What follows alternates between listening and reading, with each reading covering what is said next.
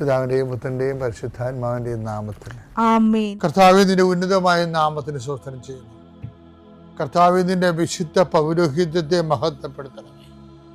കർത്താവെ, സഭയിലുള്ള സാന്നിധ്യം പ്രകടമാക്കണമേ.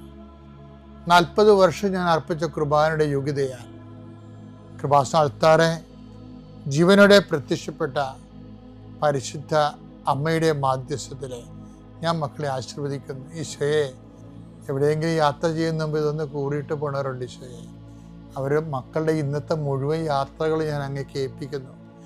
അവരുടെ കണ്ണുനീര് ഉപ്പണം കർത്താവേ. അവർ പോകുന്ന ഇടങ്ങളിൽ നീ അവിടെ കൂടെ പോകണം. പലരും ഒറ്റക്കാണ്, പലരും അവർ ഒറ്റക്ക് പോയിട്ട് നടക്കാത്ത പല കാര്യങ്ങൾക്ക് വേണ്ടിയാണ് പോണത്.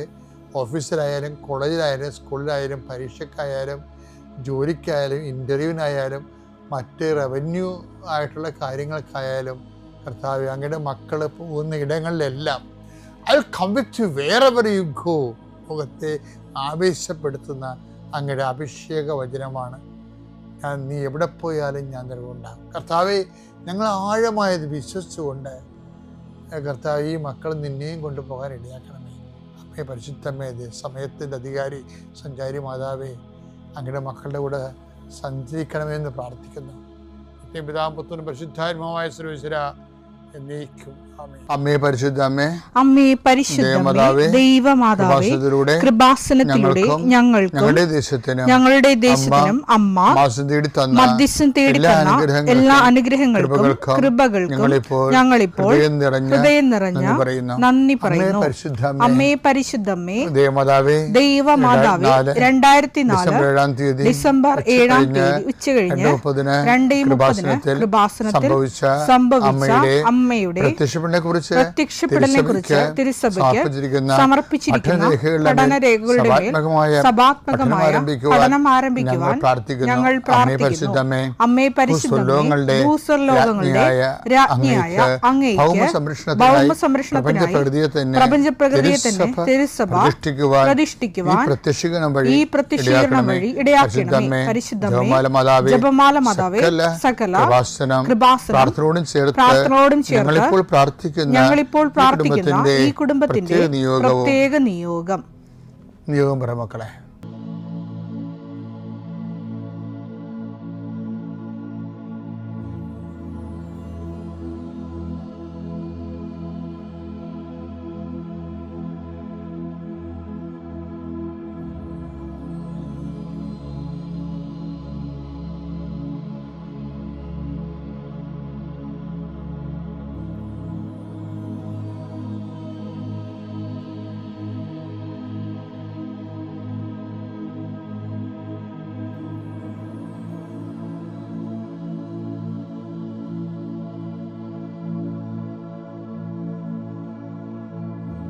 അമ്മയുടെ പ്രത്യക്ഷീകരണത്തിന്റെ ഈ അനുഗ്രഹവേളയിൽ ഞങ്ങൾക്ക് സാധിച്ചു തരുവാൻ കനിയണമേ.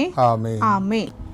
ആ ചിലാൻപള്ളി 2ാമത്തെ ദിവസത്തെ എന്ന് പറയുമ്പോൾ ഞാൻ ഓർക്കുന്നുണ്ട്, ഈ കരയും കടലും കായലും കാണാതെ മൊത്തം വെള്ളപ്പൊക്കത്തിൽ കിടക്കുകയും നല്ല തണുത്ത കാറ്റും നല്ല ശക്തമായ കാറ്റും മഴയൊക്കെ. അതുകൊണ്ടാണ് പള്ളിയിൽ ആൾ കുറയുന്നത്. ആൾ വളരെ കുറഞ്ഞ ആ ചെറിയ പള്ളിയാണെങ്കിൽ പോലും അതിൻ്റെ നിൽക്കാനുള്ള 10, 15, 20 ആളാണ് ഉണ്ടായത്.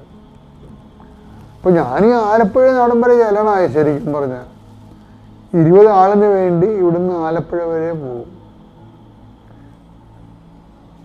അപ്പോൾ ഇത് ആലപ്പുഴയിൽ നിന്ന് ചെല്ലാനം വരെ പോകും. കൊച്ചി ജില്ലയിലാണ്. അപ്പോൾ എന്താ പക്ഷേ എറണാകുളം ജില്ലയിൽ. അപ്പോൾ ഇങ്ങനെയുള്ള സാഹചര്യങ്ങളിലൂടെ ദൈവം നമ്മളെ കൊണ്ടുപോകണതാണ് ശരിക്കും പറഞ്ഞത്. അന്ന് അവിടെ ഒരു സംഭവം നടന്നു. 3-ാം ദിവസം ഞാൻ ചെല്ലുമ്പോൾ ഞങ്ങൾ ചെല്ലുന്നത് തന്നെ ഈ ഓർഗൺ ഉണ്ടല്ലോ, ഈ വലിയ ഓർഗൺ നമുക്ക് അവിടെ പിടിച്ചുകൊണ്ട് പോകണം. അവിടെ ഓർഗണൊന്നുമില്ല. ഓർഗൻ ഞങ്ങൾ വണ്ടിയെ വന്നിട്ട് വണ്ടി നിർത്തിയിട്ട് അവിടുന്ന് ഓർഗൻ്റെ ഒരു തല മുമ്പിലും ഒരു തല പുറകിലുമായിട്ട് വട്ടം പിടിക്കാൻ പറ്റത്തില്ല, നീളം പിടിച്ചുകൊണ്ട് 1 കിലോമീറ്റർ പോകണം. ഇത്രയും കഷ്ടപ്പെട്ട് ആ പടി ചെല്ലുമ്പോഴല്ല നമ്മൾ കാണുന്നത് ആ പള്ളിക്ക് ചുറ്റുകൊണ്ടായിരുന്ന പന്തലൊക്കെ ബോക്സൊക്കെ ഒഴുകി നടക്കി കാറ്റടിച്ചിട്ട് കായലിന്റെ കാറ്റെന്ന് പറയണത് പാടശേഖരം, കായലല്ല പാടശേഖരമാണ്. അവിടെ വെള്ളം ഇങ്ങനെ രാജ്യം മുഴുവനും വെള്ളം നിൽക്കുക. അപ്പം അവിടെ കാറ്റടിച്ചിട്ട് തടയില്ലാത്ത കാറ്റാണ് നേരെ വന്ന് പന്തലിലടിച്ച് ഈ അവിടെയുള്ള സൗണ്ട് ബോക്സൊക്കെ അട്ടി വെച്ചിട്ടുണ്ടായിരുന്നു. അതെല്ലാം താഴിട്ട് അതിനകത്ത് ഇത് വെള്ളത്തിൽ ഒഴുകിയ സാധനമൊക്കെ ഭയങ്കരമായ നമുക്ക് സങ്കടം പറഞ്ഞതില്ലേ, നമുക്ക് സങ്കടമല്ല, നമ്മൾ ചിലപ്പോൾ സമയത്ത് ദൈവത്തിനെ അറിയാൻ പാടില്ലാത്തവരാണെങ്കിൽ ഓർക്കും, ഇത്രയും കഷ്ടപ്പെട്ട് ഞാൻ എന്തിനാ ധ്യാനം നടത്തണം, ദൈവത്തിന് വേണ്ട പിന്നെ എനിക്കെന്തിനാ, അങ്ങനെ ചിന്തിച്ചു പോകും. ഞാൻ ചിന്തിച്ചായിരുന്നു ആ സമയത്ത്. കർത്താവിന് വേണ്ടതെങ്കിലും ഇപ്പം നമുക്ക് എന്തിനാണെന്നുള്ള രീതി, കാര്യം കഷ്ടപ്പെട്ടാണ് നമ്മളവിടെ വരണതേ. ഇടവക്കാരും ഇല്ല, ഇടവക 14,000 10,200 വീട്ടുകാരുള്ളതാണ്. അപ്പോൾ 15 പേരാണ് ഈ ധ്യാനത്തിൽ വന്നിരിക്കുന്നത്. സിറ്റുവേഷൻ അതുകൊണ്ടാണ്. അവർക്ക് ധ്യാനത്തിന് കുറവൊന്നുമുള്ളതല്ല. ഈ പള്ളിയിലേക്ക് ഇവിടം വരെ കഷ്ടപ്പെട്ട് തോട് നീന്തിയൊക്കെ വരണ്ടേ. അങ്ങനെ കണ്ടോ, 5-ാം ദിവസമായപ്പോഴേ അല്ല 3-ാം ദിവസമായപ്പോൾ കറണ്ടും പോയി. കാറ്റും മഴയും മാത്രമല്ല, എന്താ ന്യൂനമർദ്ദം നടന്ന അന്നത്തെ കാലത്ത്. കാറ്റും മഴയും മാത്രമല്ല, ധ്യാനിപ്പിച്ചുകൊണ്ടിരിക്കുന്ന സമയത്ത് കറണ്ട് പോയി. കറണ്ട് പോയി ധ്യാനം ഇടയ്ക്ക് വെച്ച് നിർത്തേണ്ടി വന്നു. ആൾക്കാരെ കാണാൻ പറ്റണില്ല. അപ്പം ഞാനിങ്ങനെ ഇരുട്ടത്ത് ഇതിൻ്റെ ആൾക്കാരെ നിൽക്കുക. അപ്പോൾ കറണ്ട് വന്നില്ലെങ്കിൽ വീട്ടിൽ പോകാം, കാര്യം ആരും ഇല്ല. ധ്യാനം അവസാന ദിവസമായി, ഒരു നന്ദി പറയാൻ പോലും ആരും വന്നിട്ടില്ല അവിടെ എങ്ങും പോയി ഇടവകയെന്ന്. അപ്പോൾ ഞാനിങ്ങനെ ആൾക്കാരെ നിൽക്കുകയാണ്, ഇരുട്ടത്ത് നിൽക്കുകയാണ്. നല്ല തണുത്തിട്ട് ചെവിയുടെ അകത്ത് കൂടി തണുത്ത കാറ്റ് പല്ല് കിടിപ്പിടുന്നുണ്ട്.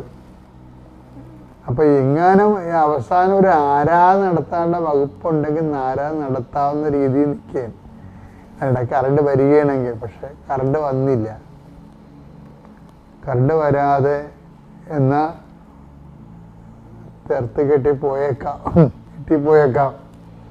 കാര്യം പൂണം പാടാൻ കറണ്ട് ഒന്നുമില്ല, ചെറിയൊന്നും കറണ്ടില്ല. തോട് ഏതാണ് കരയാണെന്ന് അറിയത്തില്ല. ഒരു തിട്ടത്തിൽ നമുക്ക് കാല് തെറ്റിച്ച് പോകാൻ പറ്റത്തുള്ളൂ. അതിന് ഓർഗൺ കൊണ്ടുപോകണം. എല്ലാം അത് ഓർക്കുമ്പോൾ ശരിക്കും എങ്ങനെയും റോഡിലെത്തിയാൽ മതി എന്നുള്ള ചിന്തയാണ്. അപ്പോൾ അങ്ങനെ ഇരുട്ടത്ത് ഞാനിങ്ങനെ നിൽക്കുമ്പോൾ ആൾക്കാരുമൊക്കെ പള്ളിയിൽ അവിടെ ഇവിടെയൊക്കെ താഴെ നിൽക്കാൻ പറ്റത്തില്ല, നിൽക്കുകയാണ് ആൾക്കാർ പള്ളിയിൽ. താഴെയൊക്കെ മുഴുവൻ വെള്ളം കയറി തൂവാനം അടിച്ച് കാറ്റടിച്ച് വെള്ളം കയറി കിടക്കുകയാണ് പള്ളിയുടെ അകത്ത്. അപ്പോൾ ഞാനങ്ങനെ നിൽക്കുന്ന സമയത്ത്, ആൾക്കാരെ നിൽക്കുന്ന സമയത്ത് പെട്ടെന്ന് ഒരു വല്യപ്പൻ, അപ്പോൾ ആ വല്യപ്പൻ 3 ദിവസമായിട്ട് ഉണ്ട് കേട്ടോ. ആ പഴമക്കാരുടെ കാര്യം അറിയില്ല, അവരൊന്നും ഇതൊന്നും ഇങ്ങനെയുള്ള വിഷയമൊന്നും മൈൻഡ് ചെയ്യത്തില്ല. ആ 3 ദിവസം ആ വല്യപ്പനുണ്ട്. ആ വല്യപ്പൻ എനിക്കറിയാം. അപ്പം ഇതിൻ്റെ അകത്ത് ഒരു ചെറിയ മുനിഞ്ഞ് കത്തുന്ന വിളക്ക് തിരിയുണ്ട് അവിടെ. ആ തിരിയുടെ വെളിച്ചത്തിൽ ഈ വല്യപ്പൻ കയറി അൾത്താരേക്ക് വന്നു. അൾത്താരോട്ട് കയറി വന്നു. അപ്പം എനിക്ക് എന്താണ് അപ്പച്ചൻ വീട്ടിൽ പോകണമെന്ന് പറയാൻ വേണ്ടി വന്നതായിരിക്കും, നിർത്തിയൊക്കെ അച്ഛാന്ന് പറയാൻ വേണ്ടി വന്നതായിരിക്കും. മുപ്പുകാരനാണ്. അപ്പം ഞാൻ പറഞ്ഞു, എന്താ പാപ്പ? അതാ അച്ഛാ എന്ന് പുള്ളിയുടെ തൊണ്ടയിടറി. അച്ഛൻ വരെ മനസ്സിലായ ആള് വന്നിട്ടുണ്ട്. അച്ഛന് വല്ല മനസ്സിലായ എന്ന് നോക്കുമ്പോൾ ഞാൻ ഈ ഇരുട്ടത്ത് ഈ അപ്പാവൻ്റെ മുഖത്ത് നോക്കുകയാണ്. അപ്പോൾ ആള് വന്നിട്ടുണ്ട്. ആള് വന്നെന്ന് പറഞ്ഞില്ല, വല്ലാത്തൊരു സുഗന്ധം എൻ്റെ മൂക്ക് ചുറ്റി പോകണം. ഞാൻ ആരാണെന്ന് ചോദിക്കേണ്ട കാര്യം എനിക്ക് വന്നില്ല. എനിക്ക് മനസ്സിലായി അമ്മയാണ്. ഞാൻ എൻ്റെ ജീവിതത്തിൽ ഈ അനുഭവം എഴുതിയിട്ടുണ്ട്. എന്താ കാര്യം വെച്ച് കഴിഞ്ഞാൽ അമ്മ കണ്ടതില്ലേ നമ്മൾ ഈ പങ്കപ്പാട് സഹിക്കണത്. ഈ 3 ദിവസം അവിടെ നടത്തിയത് മരിയൻ ധ്യാനമാണ്. ഈ 3 ദിവസം അവിടെ നടത്തിയത് മരിയൻ ധ്യാനമാണ്. ഞാൻ ഇന്ന് നിങ്ങളോട് മരിയനെ കുറിച്ചൊക്കെ പറയുമ്പോൾ മരിയനെ അറിഞ്ഞു കഴിഞ്ഞാൽ പിന്നെ ഈ ജീവിതത്തിൻ്റെ എല്ലാ കഷ്ടപ്പാടുകളെയും നമ്മൾ അതിജീവിക്കും. കാര്യം മരിയൻ സത്യമാണ്. മരിയൻ്റെ വിഷയം എന്ന് പറയുന്നത് അമ്മയ്ക്ക് ഭയങ്കര സ്വാതന്ത്ര്യമാണ്. വെച്ചാൽ ഒരു വിശ്വാസി എവിടെയെങ്കിലും സാക്ഷ്യം നൽകുന്നുണ്ടെങ്കിൽ, അല്ലെങ്കിൽ സഭ എവിടെയെങ്കിലും ഞെരുങ്ങുന്നുണ്ടെങ്കിൽ, അവിടെ കമ്മ്യൂണിക്കബിളായിട്ടുള്ള ആരെങ്കിലും ഉണ്ടെങ്കിൽ അമ്മ അവിടെ പ്രത്യക്ഷപ്പെടും. എനിക്ക് പലപ്പോഴും തോന്നിയിട്ടുള്ള കാര്യം, സഭയ്ക്ക് പ്രശ്നമുള്ളതല്ല, സഭയ്ക്ക് കമ്മ്യൂണിക്കബിളായിട്ട് കോണ്ടാക്ട് ചെയ്യാൻ ആരുമില്ലാത്തതാണ്. നിങ്ങളിത് മനസ്സിൽ എഴുതി പിടിച്ചോ. എന്താണ് സഭയുടെ പ്രശ്നം എന്ന് പറയുന്നത്? സഭയുടെ പ്രശ്നം എന്ന് പറയുന്നതും കുടുംബത്തിൻ്റെ പ്രശ്നം എന്ന് പറയുന്നതും പ്രശ്നങ്ങൾ ഇല്ലാത്തതല്ല, പ്രശ്നങ്ങളുള്ളതല്ല. സഭയുടെ പ്രശ്നം എന്ന് പറയുന്നതും കുടുംബത്തിൻ്റെ നിൻ്റെ സ്വകാര്യ പ്രശ്നം എന്ന് പറയുന്നതും പ്രശ്നങ്ങളുള്ളതല്ല. പ്രശ്നമുള്ളപ്പോൾ കമ്മ്യൂണിക്കേറ്റ് ചെയ്യാൻ, കോണ്ടാക്ട് ചെയ്യാൻ ഒരാളില്ലാത്തതാണ്. ആർക്ക് കോണ്ടാക്ട് ചെയ്യാൻ? അമ്മയ്ക്ക് കോണ്ടാക്ട് ചെയ്യാൻ.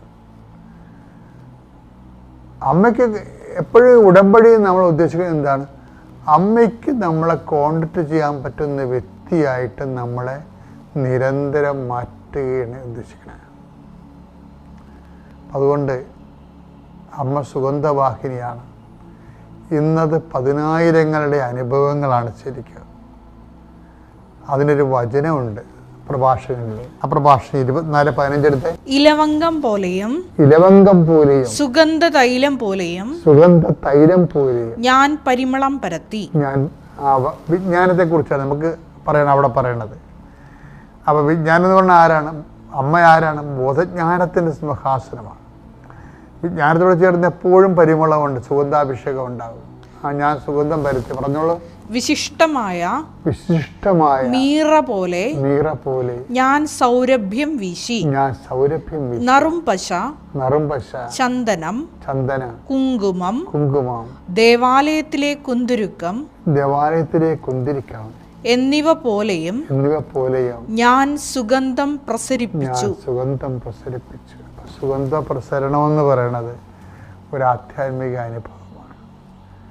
നീ ദൈവമായിട്ട് ഇൻറ്റിമസി ആകുമ്പോൾ നിനക്ക് ലഭിക്കാൻ സാധ്യതയുള്ള സാന്നിധ്യത്തിൻ്റെ അടയാളമാണത്. എത്രയും വേഗം നീ പ്രാർത്ഥിച്ചു. അമ്മയ്ക്ക് കോണ്ടാക്ട് ചെയ്യാൻ പറ്റിയ ഒരു പേഴ്സണായി നീ വളരാൻ കർത്താവ് നിന്നെ സഹായിക്കട്ടെ. പിതാവിൻ്റെയും പുത്രൻ്റെയും പരിശുദ്ധാത്മാവിൻ്റെയും നാമം. വിശ്വാസ പ്രമാണം. സർവശക്തനായ പിതാവും ആകാശത്തിൻ്റെയും ഭൂമിയുടെയും സൃഷ്ടാവുമായ ദൈവത്തിൽ ഞാൻ വിശ്വസിക്കുന്നു. അവിടുത്തെ ഏകപുത്രനും ഞങ്ങളുടെ കർത്താവുമായ ഈശോ മിശിഹായിലും ഞാൻ വിശ്വസിക്കുന്നു. ഈ പുത്രൻ പരിശുദ്ധാത്മാവിനാൽ ഗർഭസ്ഥനായി കന്യകാമറിയത്തിൽ നിന്ന് പിറന്ന് പൊന്തിയോസ് പീലാത്തോസിന്റെ കാലത്ത് പീഡകൾ സഹിച്ച് കുരിശിൽ തറയ്ക്കപ്പെട്ട് മരിച്ച് അടക്കപ്പെട്ട് പാതാളങ്ങളിൽ ഇറങ്ങി മരിച്ചവരുടെ ഇടയിൽ നിന്ന് 3-ാം നാൾ ഉയർത്ത് സ്വർഗത്തിലേക്ക് എഴുന്നള്ളി സർവശക്തിയുള്ള പിതാവായ ദൈവത്തിന്റെ വലതുഭാഗത്തിരിക്കുന്നു. അവിടെ നിന്ന് ജീവിക്കുന്നവരെയും മരിച്ചവരെയും വിധിക്കുവാൻ വരുമെന്നും ഞാൻ വിശ്വസിക്കുന്നു. പരിശുദ്ധാത്മാവിലും ഞാൻ വിശ്വസിക്കുന്നു. വിശുദ്ധ കത്തോലിക്കാ സഭയിലും പുണ്യവാന്മാരുടെ ഐക്യത്തിലും പാപങ്ങളുടെ മോചനത്തിലും ശരീരത്തിന്റെ ഉയർപ്പിലും നിത്യമായ ജീവിതത്തിലും ഞാൻ വിശ്വസിക്കുന്നു. ആമേൻ. സുഖസ്ഥനായ ഞങ്ങളുടെ പിതാവേ, അങ്ങയുടെ നാമം പൂജിതമാകണമേ. അങ്ങയുടെ രാജ്യം വരണമേ. അങ്ങയുടെ തിരുമനസ് സ്വർഗത്തിലെ പോലെ ഭൂമിയിലും ആകണമേ. അന്നു വേണ്ടുന്ന ആഹാരം ഇന്ന് ഞങ്ങൾക്ക് തരണമേ.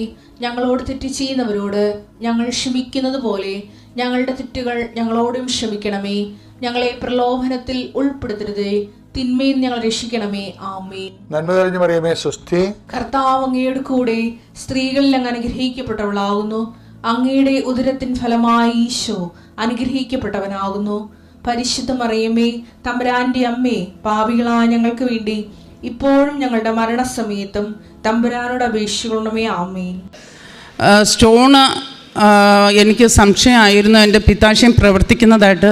ആ പ്രവർത്തനം നിന്നതിൻ്റെ ഫലമായിട്ട് എനിക്ക് ആഹാരം കഴിക്കാൻ പറ്റത്തില്ലായിരുന്നു. കൊഴുപ്പ് കലർന്നതോ അല്പം ഇറച്ചി മീനോ എന്തെങ്കിലും എണ്ണ ചേർന്നതോ എനിക്ക് കഴിച്ചാൽ ഞാൻ ഛർദ്ദിക്കുമായിരുന്നു. എൻ്റെ ആരോഗ്യനില വളരെ വഷളായിക്കൊണ്ടിരുന്നു. പക്ഷേ ഉടമ്പടി തൈലവും ഉടമ്പടി എണ്ണയും ഉടമ്പടി ഉപ്പും ഞാൻ ഉപയോഗിച്ചതിൻ്റെ ഫലമായിട്ട് എനിക്ക് എല്ലാ ആഹാരവും കഴിക്കാൻ പറ്റുന്നു. എല്ലാ ഇറച്ചികളും ഞാനിപ്പം കഴിക്കുന്നുണ്ട്. എനിക്ക് ഇതുവരെ ഛർദ്ദിലില്ല. പിന്നെ ഞാൻ 3 മാസം കൂടുമ്പം ഈ 1 വർഷ കാലയളവിൽ 4 പ്രാവശ്യം സ്കാൻ ചെയ്തു പിത്താശയത്തിൻ്റെ ഇതിന്. എനിക്ക് പിത്താശയത്തിൽ സ്റ്റോണില്ല. എൻ്റെ പിത്താശയം ഇപ്പം പ്രവർത്തിക്കുന്നു. മറ്റൊരു സാക്ഷി എന്താണെന്ന് വെച്ചാൽ 4 വർഷങ്ങൾക്ക് മുമ്പ് ഞാനൊന്ന് ഇടിച്ച് വീണു. അതിൻ്റെ ഫലമായിട്ട് ബട്ടക്സിൻ്റെ 2 സൈഡുള്ള 2 കുഞ്ഞെല്ലുകളുണ്ട്, നട്ടല് കുരുത്ത് വരുന്ന താഴത്തെ 2 എല്ലുകൾ. അതിൽ ഒരു എല്ല് വളഞ്ഞു പോവുകയും മറ്റൊരു എല്ലിന് ഫ്ലാക്ചർ ഇരിക്കുകയും ചെയ്യുന്നു. അപ്പോൾ എനിക്ക് അല്പനേരം ഇരിക്കാനോ സ്വന്തമായി കിടക്കാനോ പറ്റാത്ത സ്റ്റേജായി. ഹോസ്പിറ്റലിൽ അഡ്മിറ്റ് ആകണമെന്ന് പറഞ്ഞു. മോള് തനിച്ചായതുകൊണ്ട് അഡ്മിറ്റ് ആകാൻ സാധിച്ചില്ല. ഡോക്ടറിൻ്റെ സമ്മതത്തോടുകൂടെ 4 ഇഞ്ചക്ഷൻ പെയിൻ കില്ലർ എനിക്ക് ഇരിക്കാനും എന്നെ MR എടുക്കാനും വേണ്ടി വന്നു. എന്നെ ഇരുത്താൻ പറ്റാത്ത സ്റ്റേജായിരുന്നു. ആ സ്റ്റേജിൽ എന്നെ MR എടുക്കാൻ സാധിക്കാത്ത ഒരു സ്റ്റേജായിരുന്നു. വളരെ കൂടിയ ഇഞ്ചക്ഷൻ എടുത്തിട്ടാണ് MR എടുത്തത് പോലും. ആ സ്റ്റേജിൽ എന്നെ കൊണ്ടുവന്നു. ഒരു 10 മിനിറ്റ് പോലും ആദ്യം ഇരിക്കാൻ പറ്റാതെ കഷ്ടി 6 മാസം കിടന്ന എനിക്ക് അരമണിക്കൂർ മാത്രമേ ഇരിക്കാൻ സാധിക്കൂ. അപ്പോഴത്തേക്കും പെയിനാവും. ഞാൻ കിടക്കുമായിരുന്നു. ഇവിടെ വന്ന് ആ സ്റ്റേജിലാണ് എൻ്റെ ഹസ്ബൻഡ് എന്നെ കൊണ്ടുവന്ന് ഉടമ്പടി എടുപ്പിക്കുന്നത്. വളരെ ബുദ്ധിമുട്ടിയാണ് എന്നെ കാറിൽ കിടത്തിയാണ് കൊണ്ടുവന്നത്. ഇരിക്കാൻ സാധിക്കാത്തതുകൊണ്ട് ഉടമ്പടി എടുത്തതിന് ശേഷം തിരിച്ചു പോയത് ഞാൻ ഇരുന്നാണ്. ആ തൈലം മാത്രമാണ് പിന്നെ ഞാൻ തേച്ചത്. ഇന്ന് ഞാൻ മണിക്കൂറുകൾ ഇരിക്കുന്നു. ഞാൻ സ്റ്റിച്ച് ചെയ്യുന്ന ഒരാളാണ്.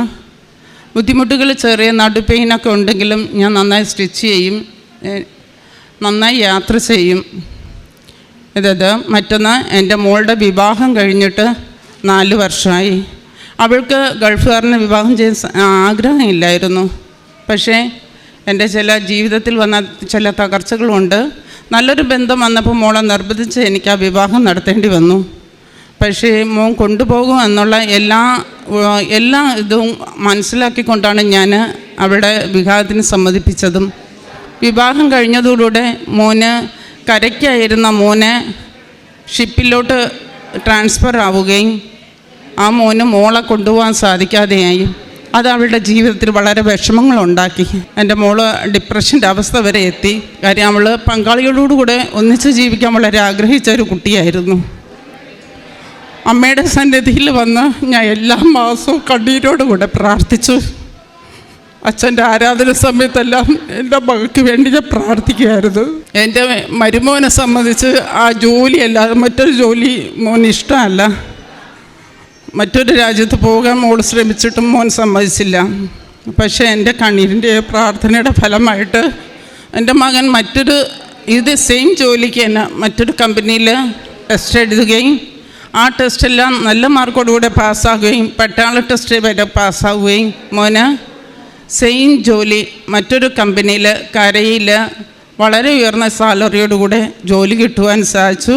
എൻ്റെ മകളിപ്പോൾ 6 മാസമായി. പങ്കാളിയുടെ അടുത്ത് മോളും കുഞ്ഞും അബുദാബിയിലാണ്. അവരൊന്നിച്ച് ജീവിക്കുന്നു, സന്തോഷമായിരിക്കുന്നു. എൻ്റെ കാരുണ്യ പ്രവൃത്തികളെന്ന് വെച്ചാൽ ഞാൻ പത്രം കിട്ടിയാൽ മറ്റുള്ളവർ കടന്നു ചെല്ലാൻ ഭയക്കുന്ന മേഖലകളിൽ ഞാൻ കടന്നു ചെല്ലുകയും മാതാവിനെ ബലമായി പിടിച്ചുകൊണ്ട് എൻ്റെ നെഞ്ചൊക്കെ ഇടിക്കും ഭയന്നിട്ട്.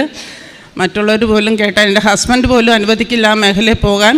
ഞാൻ കൊണ്ടുപോയി പത്രം കൊടുക്കും. ഓട്ടോ സ്റ്റാൻഡിൽ കൊടുക്കും, ബസ് സ്റ്റാൻഡിൽ കൊടുക്കും. ഞാൻ നോക്കുന്നത് അമ്മയുടെ പത്രം ചെന്നെത്താത്ത മേഖലകളുണ്ടോ, എവിടെയുണ്ടോയെന്ന് അന്വേഷിക്കും, അവിടെ കൊണ്ട് കൊടുക്കും. ജയിലിനകത്ത് എനിക്ക് 2 തവണ ജയിലിനകത്ത് സാധാരണക്കാർക്ക് കയറാൻ പറ്റില്ല. ഞാൻ ജയിൽ മിനിസ്ട്രി വർക്ക് ചെയ്യുന്ന ഒരു വ്യക്തിയാണ്. അങ്ങനെ ജയിലിനകത്ത് കയറിയും സൂപ്രണ്ടിനെ നേരിട്ട് കണ്ട് സംസാരിക്കാനും എനിക്ക് ഈ പത്രങ്ങൾ ജയിൽവാസികൾക്ക് വിതരണം ചെയ്യാനും സാധിച്ചു. അതുപോലെ തന്നെ മെഡിക്കൽ കോളേജ്, പ്രൈവറ്റ് ഹോസ്പിറ്റലുകൾ, തെരുവോരങ്ങൾ, ബസ് സ്റ്റാൻഡ്, പല റെയിൽവേ സ്റ്റേഷനുകളിലും ഞാൻ പത്രം കൊണ്ട് കൊടുക്കാറുണ്ട്. അതുപോലെ തന്നെ എൻ്റെ കാരുണ്യ പ്രവൃത്തികളെന്ന് പറഞ്ഞാൽ ക്യാൻസർ രോഗികളെ ഞാൻ ശുശ്രൂഷിക്കാൻ കൊടുക്കും.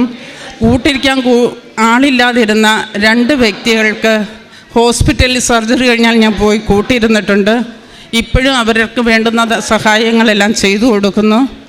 4 അനാഥാലയങ്ങളെ ഈ രോഗിയായ എനിക്ക് ഒന്നിനും ശേഷി സ്വന്തം ഭർത്താവിനോ മക്കൾക്കോ അടുക്കളയിലെ പണി ചെയ്ത്